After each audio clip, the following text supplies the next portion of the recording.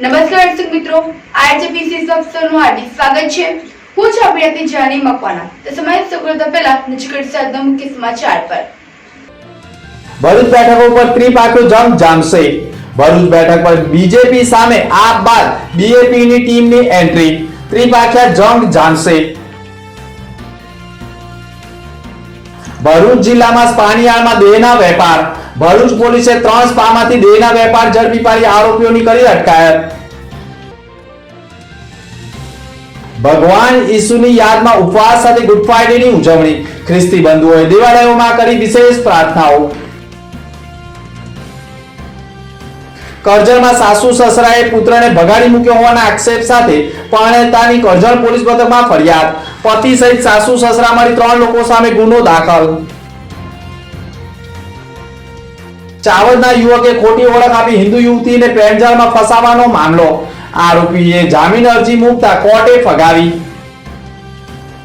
Welcome to Faith Calvary Higher Secondary School, Bharuch, managed by Faith Calvary Education Trust. Our school was established in the year 1999 from playgroup to class 12 science.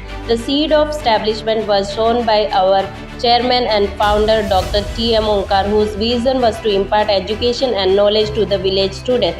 This year we collaborated and become partner with India's best integrated education system, that is Lead Education.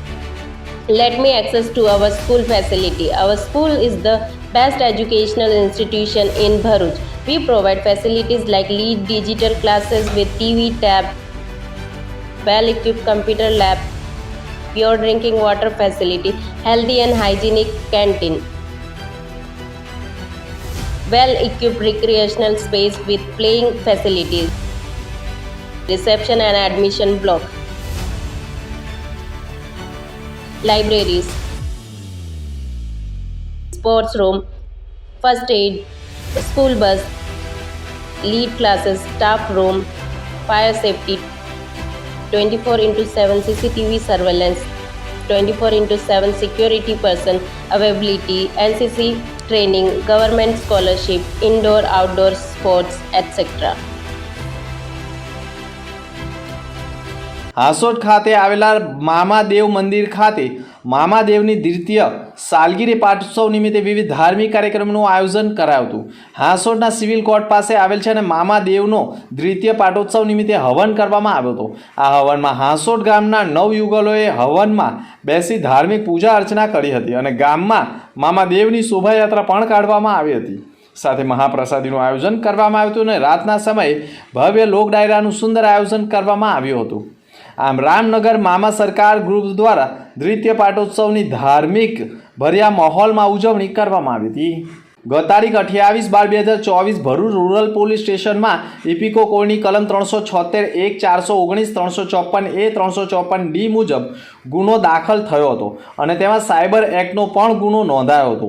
એક નિર્દોષ યુવતીને પ્રેમજાળમાં ફસાવી હોવાની ગંભીર પ્રકારની ફરિયાદ સામે આવી હતી, જેમાં યુવકે પોતાનું નામ બદલીને યુવતીને પ્રેમજાળમાં ફસાવી હોય અને અન્ય ધર્મનો હોવા છતાં અન્ય ધર્મનું નામ ધારણ કરી ફ્રેન્ડશિપ કરી તેણીની સાથે શારીરિક સુખ માણ્યું હોવાના આક્ષેપ સાથે અને પરણિત હોવાનું પણ છુપાવીને હિન્દુ યુવતીને પ્રેમજાળમાં ફસાવી હોવાનો મામલો ગુનો દાખલ થયો હતો અને પોલીસે તેની ધરપકડ કરી સબજેલમાં ધકેલી દીધો હતો, જેની જામીન અરજીની સુનાવણી ભરૂચના મહેરબાન ત્રીજા એડિશનલ DN સેશન્સ જજ EM શેખની કોર્ટમાં જામીન અરજી બાબતે સુનાવણી થઈ હતી, જેની દલીલો પણ સરકારી વકીલ તરફે કરવામાં આવી હતી અને અંતે જામીન અરજી કોર્ટે ફગાવી હતી, જેના કારણે તેને હવે જેલમાં જ રહેવાનો વારો આવશે।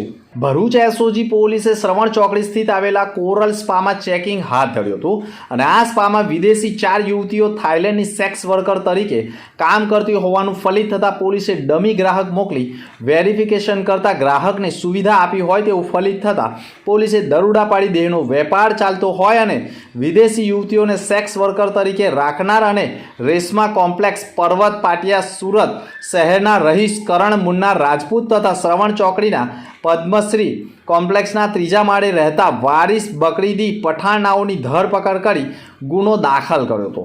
તો બીજી તરફ સી ડિવિઝન પોલીસે પણ એસઓજી પોલીસના દરોડા બાદ જાગૃત થઈ હોય તેમ રાત્રિએ જ ભરૂચ જાડેશ્વર રોડ ઉપર આવેલા અક્ષરકુંજ રેસિડેન્સી પ્લાઝાના બીજા માળે લેમન સ્પામાં બહારના રાજ્યોમાંથી સેક્સ વર્કર યુવતીઓને બોલાવી દેહનો વેપાર ચાલતો હોવાની બાતમીના આધારે પોલીસે ડમી ગ્રાહક મોકલી કઢંગી હાલતમાં ઝડપી પાડી દેહના વેપારનો પર્દાફાશ કર્યો હતો, જેમાં આરોપી અલ્પેશ ઈશ્વર પટેલ તથા કવિતા ધામ સોસાયટીનો રહીશ કિશોર નાનુ કવાની ધરપકડ કરી કાયદેસરની કાર્યવાહી કરી છે.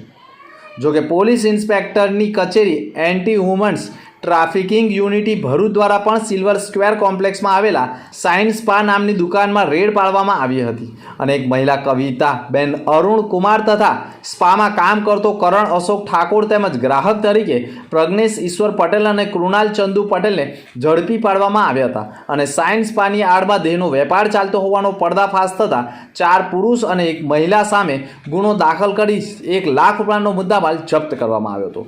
સ્પામાંથી વપરાયેલા નિરોધ પણ મળી આવ્યો હોવાનું માનવામાં આવી રહ્યું છે. અત્રે ઉલ્લેખનીય બાબત એ પણ છે કે ભરૂચ જિલ્લાના ઘણા ગેસ્ટ હાઉસોમાં પણ દેહના વેપાર ચાલતા હોવાની માહિતી લોકોમાં ચર્ચાનું કેન્દ્ર બની ગઈ છે. ભરૂચ લોકસભા બેઠકની 7મી મેના રોજ યોજાનારી ચૂંટણીને અનુલક્ષી આચારસંહિતા લાગુ પડી ચૂકી છે, ત્યારે તેની સૌથી વધારે અસર સરકારી કચેરીઓમાં જોવા મળી રહી છે. નગરપાલિકા, કલેક્ટર કચેરી, મામલતદાર કચેરી સહિતની કચેરીઓમાં સામાન્ય દિવસોની સરખામણીએ અરજદારો અને મુલાકાતીઓની સંખ્યામાં ઘટાડો નોંધાયો છે. નગરપાલિકા કચેરીએ જન્મ મરણના દાખલા સહિતની કામગીરી માટે આવતા લોકોની સંખ્યામાં ઘટાડો થયો છે. પાર્ટીના ચૂંટણી પ્રચારમાં વ્યસ્ત હોવાના કારણે નગરસેવકો પણ પાલિકામાં ઓછા નજરે પડી રહ્યા છે. રમઝાન માસ ચાલી રહ્યો હોવાથી વિપક્ષના સભ્યોની પણ પાંખી હાજરી પાલિકામાં જોવા મળી રહી છે. ચૂંટણીની કામગીરીમાં જોડાનાર કર્મચારીઓની તાલીમનો પ્રારંભ થઈ ગયો હોવાથી મોટાભાગના કર્મચારીઓ તાલીમમાં જતા હોવાથી કર્મચારીઓ પણ કચેરીમાં હાજર જોવા મળતા નથી. કલેક્ટર કચેરીનો મોટાભાગનો સ્ટાફ ચૂંટણીની કામગીરીમાં વ્યસ્ત બની ગયો છે. 12મી એપ્રિલના રોજથી જ ચૂંટણી માટેનું જાહેરનામું બહાર પડી જશે અને ઉમેદવારી પત્રો ભરાવાનું પણ શરૂ થઈ જશે. સરકારી કચેરીઓમાં રોજના સરેરાશ 100 જેટલા અરજદારો અને મુલાકાતીઓ આવતા હતા, તેની સરખામણીએ હાલ 50% લોકો કચેરીઓમાં તેમના કામ માટે આવી રહ્યા છે.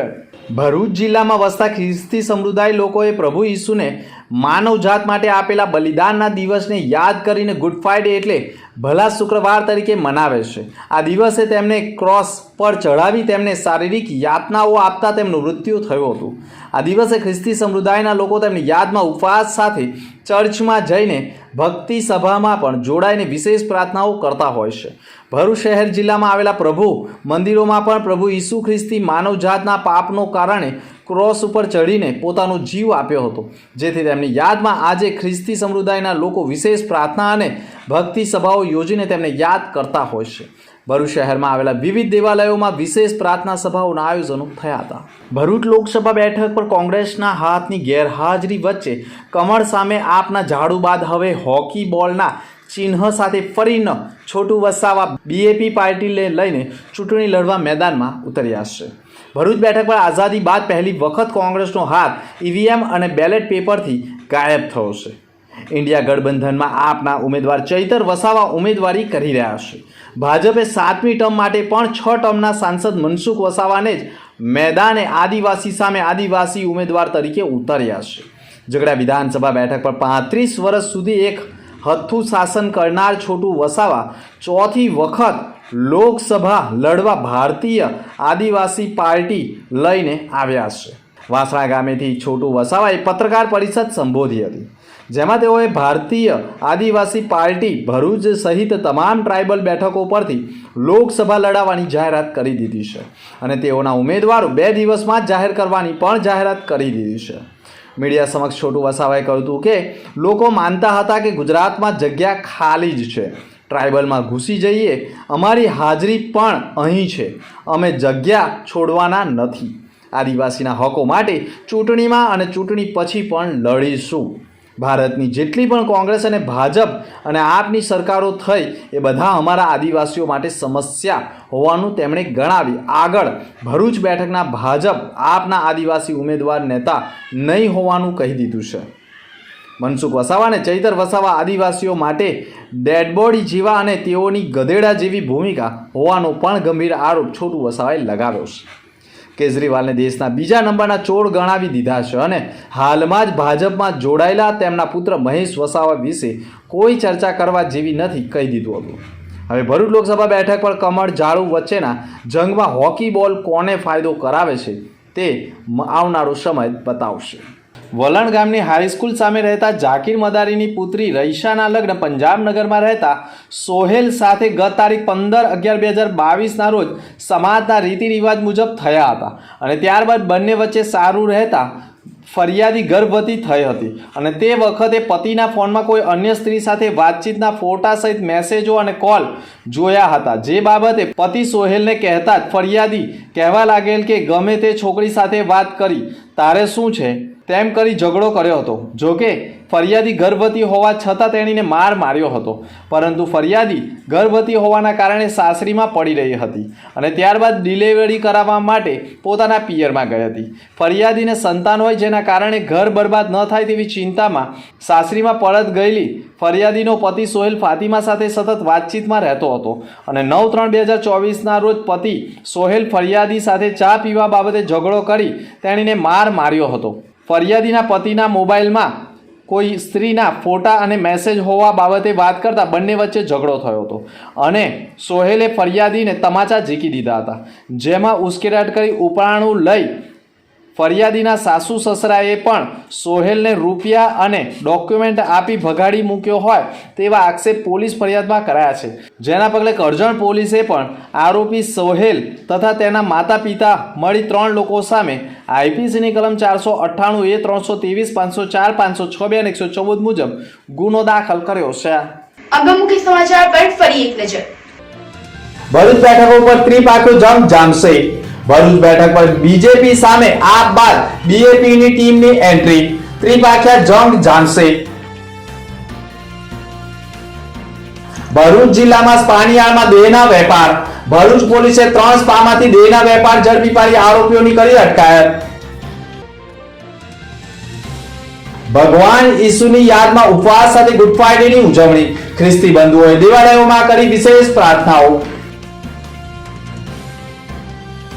કરજણમાં સાસુ સસરાએ પુત્રને ભગાડી મૂક્યો હોવાના આક્ષેપ સાથે પરણેતાની કરજણ પોલીસ મથકમાં ફરિયાદ.